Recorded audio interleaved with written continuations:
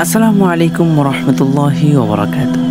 দর্শক বন্ধুরা, আপনারা কি জানেন মৃত্যু যন্ত্রণা কেমন হবে? আল্লাহ তাআলা কোরআনেই বর্ণনা দিয়েছেন, জন্ম এবং মৃত্যু চিরন্তন সত্য। প্রতিটি প্রাণকেই মৃত্যুর স্বাদ গ্রহণ করতে হবে। পার্থিব জীবনের সমাপ্তি টেনে সবাইকে পরকালীন জীবনের পথে পা বাড়াতে হবে। পার্থিব ও পরকালীন জীবনের মেলবিন্দুর নাম মৃত্যু। মৃত্যু যেমন অনিবার্য, মৃত্যুর যন্ত্রণাও অবধারিত। যদিও বিশ্বাসী ও অবিশ্বাসীর মৃত্যু যন্ত্রণা সমান হবে না। অবধারিত মৃত্যু যন্ত্রণার প্রতি ইঙ্গিত করে ইরশাদ হয়েছে, জীব মাত্রই মৃত্যুর স্বাদ আস্বাদন করবে। সূরা আলে ইমরান আয়াত 185। রাসূলুল্লাহ সাল্লাল্লাহু আলাইহি ওয়াসাল্লাম বলেন, আল্লাহ ছাড়া কোনো উপাস্য নেই, নিশ্চয়ই মৃত্যুর যন্ত্রণা অনেক কঠিন। পবিত্র কোরআনের 4টি আয়াতে স্পষ্টভাবে মৃত্যুর যন্ত্রণার কথা বলা হয়েছে।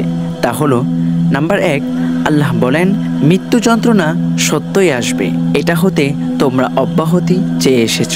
সূরা কাফ আয়াত 19। কোরআনের ব্যাখ্যাকাররা বলেন, উল্লেখিত আয়াত দ্বারা প্রমাণিত হয় মৃত্যু ও মৃত্যু যন্ত্রণা অনিবার্য।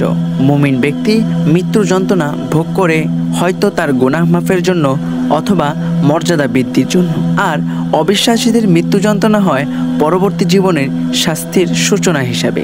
নাম্বার 2, আল্লাহ বলেন, যদি তুমি দেখতে পেতে যখন অবিচারকারীরা মৃত্যু যন্ত্রণায় থাকবে এবং ফেরেশতারা হাত বাড়িয়ে বলবে, তোমাদের প্রাণ বের করো, তোমরা আল্লাহ সম্পর্কে অন্যায় বলতে ও তার নিদর্শন সম্পর্কে ওই দত্ত প্রকাশ করতে, সেজন্য আজ তোমাদের অবমাননা করে শাস্তি দেওয়া হবে। সূরা আনআম আয়াত 93। উল্লেখিত আয়াতে আল্লাহ অবিশ্বাসী, অস্বীকারী ও পাপিষ্ঠদের মৃত্যু যন্ত্রণার স্বরূপ তুলে ধরেছেন। আলেমরা বলেন, মৃত্যু যন্ত্রণা অবিশ্বাসীদের সেভাবে নাড়িয়ে দেয় যেমন সমুদ্রের ঢেউ ফেনাকে নাড়িয়ে দেয়। নাম্বার 3, ইরশাদ হয়েছে, উপরন্তু কেন নয়, প্রাণ যখন কণ্ঠাগত হয় এবং তখন তোমরা তাকিয়ে থাকো।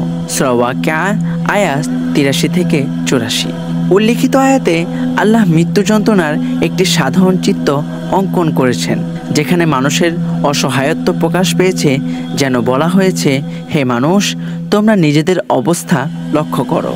যখন জীবন তোমাদের কণ্ঠনালীতে চলে আসে এবং তোমরা কঠিন অবস্থায় পতিত হও, তখন তোমাদের আপনজনরা পাশে থেকেও কোনো উপকার করতে পারে না।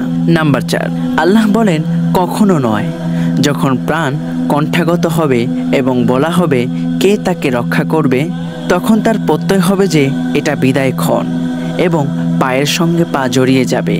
সেদিন তোমার প্রভুর কাছে সব কিছু প্রত্যানিয়ত হবে। সূরা কিয়ামা।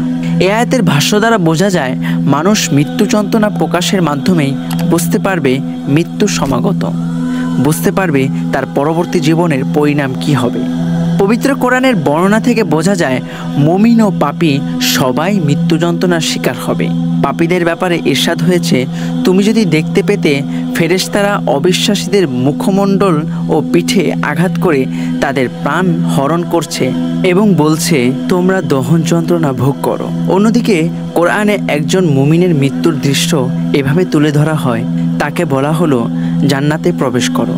সে বলে উঠল, হায়, আমার সম্প্রদায় যদি জানতে পারত কিভাবে আমার প্রতিপালক আমাকে ক্ষমা করেছেন এবং আমাকে সম্মানিত করেছেন। সূরা ইয়াসিন। সবচেয়ে কম মৃত্যু যন্ত্রণা হবে শহীদের। অবিশ্বাসী ও পাপীদের তুলনায় মুমিনের মৃত্যু যন্ত্রণা অবশ্যই হালকা হবে, আর সবচেয়ে কম মৃত্যু যন্ত্রণা ভোগ করবে আল্লাহর রাস্তায় শহীদরা।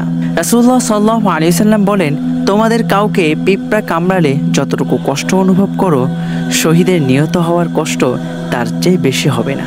মুমিনের মৃত্যু কষ্ট কেন হয়? একাধিক বিশুদ্ধ হাদিস দ্বারা প্রমাণিত মৃত্যুর সময় মহানবী সাল্লাল্লাহু আলাইহি ওয়াসাল্লামের শারীরিক কষ্ট হয়েছিল। আয়েশা রাদিয়াল্লাহু আনহা বলেন, আমি রাসূলুল্লাহ সাল্লাল্লাহু আলাইহি ওয়াসাল্লামকে মুমূর্ষু অবস্থায় দেখেছি। একটি পানি ভর্তি বাটি তার সামনে রাখা ছিল। তিনি সেই বাটিতে তার হাত প্রবেশ করাচ্ছিলেন এবং পানি দিয়ে তার মুখমণ্ডল মলছিলেন আর বলছিলেন, হে আল্লাহ, মৃত্যুর কষ্ট ও মৃত্যু যন্ত্রণা হতে আমায় সহায়তা করুন। কিন্তু মুমিনের কেন মৃত্যুর সময় কষ্ট হয়? এ বিষয়ে এক বর্ণনায় এসেছে, রাসূলুল্লাহ সাল্লাল্লাহু আলাইহি ওয়াসাল্লাম আয়েশা রাদিয়াল্লাহু আনহা এর কাছে উপস্থিত হন। তখন তার এক নিকটতম প্রতিবেশী মৃত্যু যন্ত্রণায় ছটফট করছিল। নবী করিম সাল্লাল্লাহু আলাইহি সাল্লাম তাকে চিন্তিত দেখে বলেন, তোমার প্রতিবেশীর কারণে তুমি চিন্তিত হইও না, কেননা এটা সৎকর্মগুলোর অন্তর্ভুক্ত। এই হাদিস দ্বারা প্রমাণিত হয় মুমিনের মৃত্যু যন্ত্রণা তার মর্যাদা বৃদ্ধির কারণ। অন্য হাদিসে এসেছে, আল্লাহ যখন কোনো মুমিনের জন্য কোনো মর্যাদার স্তর নির্ধারণ করেন এবং নিজ আমল দ্বারা যদি তা অর্জন করতে না পারে, তখন আল্লাহ তার শরীর বা তার সম্পদ অথবা তার সন্তানদের বিপদগ্রস্ত করেন। অতঃপর মুমিন ধৈর্য ধারণ করার ফলে সে পূর্ব নির্ধারিত মর্যাদার স্তরে পৌঁছে যায়, যে দোয়ায় মৃত্যু যন্ত্রণা হালকা হয়। মৃত্যুসজ্জায় মহানবী সাল্লাল্লাহু আলাইহি ওয়াসাল্লাম মৃত্যু যন্ত্রণা হালকা হওয়ার জন্য দুটি দোয়া করেন। নাম্বার 1, হে আল্লাহ, মৃত্যু কষ্ট ও মৃত্যু যন্ত্রণা হতে আমায় সহায়তা করুন। 2, হে আল্লাহ, আমাকে ক্ষমা করুন, আমার প্রতি দয়া করুন আর আমাকে মহান বন্ধুর সঙ্গে মিলিত করুন। আল্লাহ আমাদের সবাইকে খাঁটি মুমিন হিসাবে কবুল করুন, আমিন। বন্ধুরা, আজকের এই ভিডিওটি তোমাদের কাছে কেমন লেগেছে তা আমাদেরকে কমেন্টে অবশ্যই জানাবে। আর হ্যাঁ, ভিডিওটি যদি তোমাদের কাছে ভালো লাগে তোমাদের বন্ধুদের কাছে শেয়ার করতে ভুলবে না। আর আমাদের চ্যানেলটি সাবস্ক্রাইব করে রাখবে, পাশে থাকা বেল আইকনটি ক্লিক করে রাখবে। শেষ করছি, পরবর্তী ভিডিওতে আবার দেখা হচ্ছে। আল্লাহ হাফেজ।